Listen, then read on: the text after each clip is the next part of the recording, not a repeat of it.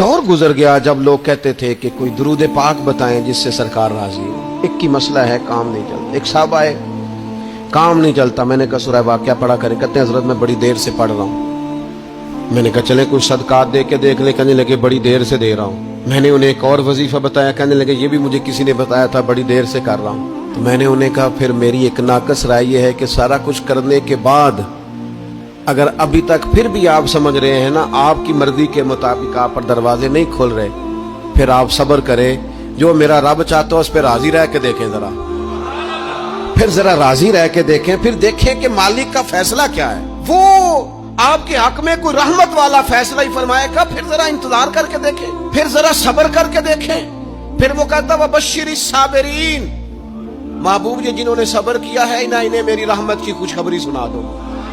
फिर वो कहता है बाकियों के पास माल होगा, दौलत होगी, इख्तिदार होगा, बड़ा कुछ होगा, इन्नल्लाह मास साबिरीन, सब्र करने वालों के साथ रब करीम होगा। फिर जरा ठहर ही जाएं, फिर थोड़ा हौसला ही कर लें, फिर उसके फैसले का जरा इंतजार करके देखें।